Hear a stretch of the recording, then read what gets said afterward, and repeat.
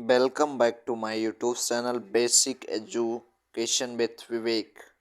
मैं आपके लिए हिंदी के कुछ महत्वपूर्ण क्वेश्चन को लेके आया हूँ जो इस प्रकार है। देखते हैं, पहला क्वेश्चन है, वर्णों के कितने भेद हैं? तो वर्णों के जो भेद हैं वो कितने हैं? 2 हैं। एक स्वर है, एक व्यंजन है। Option C is right answer, 2। अगला क्वेश्चन लेते हैं, वर्णों के समुदाय को क्या कहते हैं? तो वर्णों का जो समुदाय होता है उसे कहा जाता है वर्णमाला। क्या कहा जाता है? वर्णमाला। वर्णों का एक निश्चित समुदाय क्या कहलाता है? वर्णमाला कहलाता है। Option is right answer. अगला क्वेश्चन लेते हैं हम, वर्णमाला किसे कहते हैं? शब्द के समूह को या वर्ण समूह को या शब्द गणना को या व्यवस्थित वर्ण समूह को? तो व्यवस्थित वर्ण समूह को क्या कहते हैं? वर्णमाला कहते हैं। Option D is right answer. अगला क्वेश्चन, हिंदी भाषा में कुल वर्ण लिपियां हैं। लिपियां, तो कुल वर्ण लिपियां कितनी हैं? 52। कितनी है? 52, 52। अगला हम देखते हैं, भाषा की सबसे छोटी इकाई क्या कहलाती है? तो भाषा की जो सबसे छोटी इकाई होती है वो कहलाती है वर्ण। क्या कहलाती है? वर्ण। वर्ण या ध्वनि। क्या कहलाती है? ध्वनि। वर्ण लिखित भाषा की सबसे छोटी इकाई होती है और ध्वनि उच्चरित भाषा की सबसे छोटी इकाई होती है। अगला, लिपि चिन्हों के क्रमबद्ध समूह को क्या कहते हैं? तो लिपिबद्धों के क्रमबद्ध समूह को कहते हैं क्या? वर्णमाला। क्या कहते हैं? वर्णमाला। Option D is right answer. अगला क्वेश्चन लेते हैं हम, मात्रा के आधार पर स्वर कितने प्रकार के होते हैं? तो मात्रा के आधार पे जो आपके स्वर होते हैं वो होते हैं 3 प्रकार के। कितने प्रकार के? 3 प्रकार के। पहला कौन सा होता है? हर्ष होता है, हर्ष। दूसरा दीर्घ, तीसरा प्लुत। तीसरा प्लुत। अगला क्वेश्चन हम लेते हैं, वर्ण तालिका के अनुसार हर्ष, दीर्घ और प्लुत क्या है? तो वर्ण तालिका के अनुसार हर्ष, दीर्घ और प्लुत किसके प्रकार हैं? स्वरों के स्वर के प्रकार। किसके प्रकार है? स्वर के। तो option A is right answer. अगला क्वेश्चन लेते हैं हम, जिनका उच्चारण स्वतंत्र रूप से होता है और वे व्यंजन के उच्चारण में सहायक होते हैं उसे क्या कहते हैं? तो ऐसे जो स्वतंत्र रूप से जिनका उच्चारण होता है और जो व्यंजन के उच्चारण में सहायता करते हैं क्या कहलाते हैं? स्वर कहलाते हैं। क्या कहलाते हैं? स्वर। जो स्वरों की संख्या हिंदी में कितनी है? 11। व्यंजनों की संख्या कितनी है? 33। अगला क्वेश्चन हम लेते हैं, स्वरों की संख्या कितनी है? तो स्वरों की संख्या अभी हमने बताया कितनी है? 11। कितनी है? 11। अगला देखते हैं क्वेश्चन, स्वर ध्वनि के प्रकार हैं। तो स्वर ध्वनि के जो प्रकार हैं कौन कौन से होते हैं? हर्ष भी होता है, दीर्घ भी होता है और प्लुत। क्या है? प्लुत। तो तीनों उपयुक्त में से तीनों। Option D is right answer. अगला क्वेश्चन लेते हैं, स्वरों का उच्चारण व्यंजनों की सहायता से होता है, अनुस्वार की सहायता से होता है, अनुनासिक की सहायता से होता है, बिना किसी सहायता के होता है? तो बिना किसी सहायता के होता है। Option D is right answer. अगला क्वेश्चन लेते हैं हम, स्वर किसका भेद है? तो जो स्वर है वो भेद है वर्ण का। तो वर्ण के कितने भेद हैं? 2 भेद हैं, एक स्वर एक व्यंजन। अगला क्वेश्चन हम लेते हैं, हिंदी भाषा में स्वर हर्ष स्वर की संख्या कितनी है? तो हिंदी भाषा में जो हर्ष स्वर है उनकी संख्या कितनी है? 4। कितनी है? 4। हर्ष आ, हर्ष ई, हर्ष उ और री। 11 क्या है? 11 क्या? कुल स्वरों की संख्या। 11 क्या? कुल स्वरों की संख्या।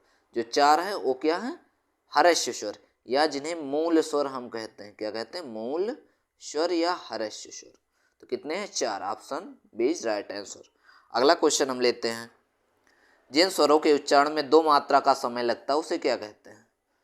तो उसे क्या कहते हैं? गुरु स्वर या दीर्घ स्वर। क्या?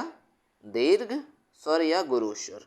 जिनमें एक मात्रा का समय लगता है उसे कहते हैं लघु स्वर।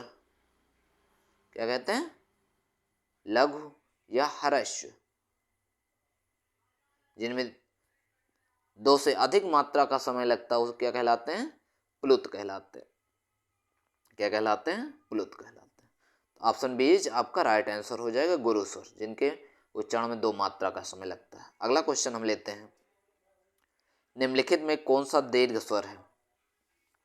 तो आपका जो दीर्घ स्वर है वो क्या है? बड़ा आ, क्योंकि बड़ा आ मिला है आ, ह्रस्व आ और ह्रस्व आ के मेल से क्या बना है? बड़ा आ। ऊ क्या है? ह्रस्व है। ए और ओ क्या है? संयुक्त स्वर है। क्या है? संयुक्त स्वर है। संयुक्त स्वर। अगला क्वेश्चन हम लेते हैं, निम्नलिखित में से कौन सा संयुक्त स्वर नहीं है? तो जो संयुक्त स्वर नहीं वो कौन सा है? ऊ। कौन सा? ऊ। ऊ क्या है? दीर्घ स्वर है। क्या है? दीर्घ स्वर। और ये आपके तीनों क्या है? संयुक्त स्वर है। क्या है? संयुक्त स्वर। अगला क्वेश्चन लेते हैं हम, किस स्वर के उच्चारण में दीर्घ स्वर से भी अधिक समय लगता है? जो दीर्घ से अधिक जो समय लगता है वो किस में लगता है? प्लुत में। किस में लगता है? प्लुत में। किस में? प्लुत में। प्लुत। अगला क्वेश्चन हम लेते हैं, प्लुत स्वर कौन सा है? तो प्लुत स्वर कौन सा है? तो आपका ओम क्या है? प्लुत स्वर है। ओम, ये क्या है? प्लुत स्वर है। अगला हम लेते हैं, निम्नलिखित में से किस स्वर को संयुक्त स्वर माना जाता है? तो संयुक्त स्वर जो माना जाता है वो किसको माना जाता है? ए को माना जाता है। किसको? ए को। और ये तीनों क्या है? ये दीर्घ स्वर है। क्या है? दीर्घ स्वर है। अगला क्वेश्चन हम लेते हैं, निम्नलिखित में कौन सा संयुक्त स्वर है? तो संयुक्त स्वर जो है ए ऐ ओ औ है। कौन है? ए ऐ ओ औ क्या है? संयुक्त स्वर। अगला क्वेश्चन हम लेते हैं, निम्नलिखित में कौन सा मूल दीर्घ स्वर नहीं है? तो आपका जो मूल दीर्घ स्वर नहीं है वो कौन सा है? ओ। ये क्या है? संयुक्त स्वर है। क्या है? संयुक्त स्वर। संयुक्त स्वर। अगला क्वेश्चन हम लेते हैं, हिंदी भाषा में स्वरों का वर्गीकरण जीभ के आधार पर इनमें से कौन सा सही नहीं है? तो इनमें से जीभ के आधार पर जो वर्गीकरण है अग्रस्वर है, मध्य स्वर है और पश्च स्वर है। तो इनमें से स्वरों के वर्गीकरण जो जीभ के आधार पे नहीं वो कौन सा है? विवृत स्वर। कौन सा? विवृत स्वर। ये तीनों क्या है? जिह्वा के आधार पे। अगला हम देखते हैं, अर्ध विवृत स्वर है तो कौन सा? अर्ध विवृत स्वर कौन सा? क्या ऊ है? क्या ए है? क्या बड़ा आ है? या ए है? तो आपका कौन सा हो जाएगा? जो आपका अर्ध विवृत है वो कौन सा है? अय है। क्या है? अय क्या है? अर्ध विवृत स्वर है। तो अर्ध विवृत में जो आते हैं वो आते हैं ह्रस्व आ, अय और औ। अगला क्वेश्चन हम लेते हैं, कौन वर्ण ओष्ठ नहीं है? कौन वर्ण ओष्ठ नहीं है? तो ओष्ठ वाले क्या क्या होते हैं? पा वर्ग वाले क्या कहलाते हैं? ओष्ठ। इसके बाद ह्रस्व उ और दीर्घ उ भी क्या होते हैं? ओष्ठ वर्ण होते हैं। तो आपका बड़ा आ क्या है? दीर्घ आ क्या है आपका? ओष्ठ वर्ण नहीं है। अगला क्वेश्चन हम लेते हैं, निम्नलिखित में से कंठ वर्ण कौन सा है? कौन सा? कंठ वर्ण। तो आपको फार्मूला पता हो, अकूह विसर्जनीय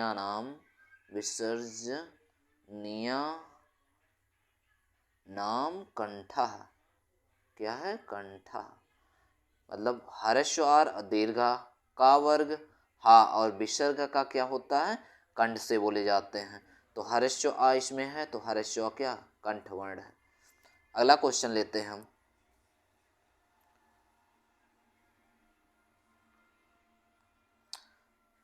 ह्रस्व ई दीर्घ ई चा छा जा झा आदि का उच्चारण किससे होता है? तो ये आपका किससे होता है? इचु ऐसा नाम तालु। इचू ऐसा नाम तालु। तो किससे होता है? तालव्य से होता है। किससे होता है? तालव्य से होता है। क्या फार्मूला होता है? इचू यशा नाम तालुह। क्या होता है? तालुह।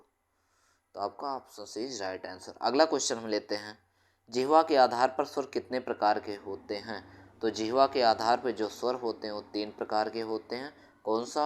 अग्रस्वर, मध्य स्वर और पश्च स्वर। कौन सा? पश्च स्वर। 3 होते हैं। अगला क्वेश्चन हम लेते हैं, निम्न इनमें से ओष्ठ वर्ण कौन सा है? तो इनमें से जो ओष्ठ वर्ण है कौन सा है? ऊ है। क्या है? ऊ। अगला क्वेश्चन हम देखते हैं, कंठ तालव्य कौन सा है? तो जो कंठ तालव्य है ए और ऐ है। ए और ऐ है। क्या है? कंठ तालव्य। अगला क्वेश्चन हम लेते हैं, किस वर्ण का उच्चारण स्थान कंठ तालु है? तो किसका हो जाएगा? ओ, ऐ, हा या छा का? तो किस वर्ण का है? ऑप्शन नंबर बी, ऐ। किसका है? ऐ का। अगला हम देखते हैं क्वेश्चन, ए के उच्चारण में डॉट डॉट और डॉट डॉट की सहायता ली जाती है। कंठ तालु की सहायता ली जाती है। किसकी सहायता? कंठ और तालु की। Option D is right answer. अगला क्वेश्चन हम लेते हैं, स्वर ए ऐ का उच्चारण स्थान कौन सा है? तो क्या है? कंठ तालु। कौन सा है? कंठ तालु।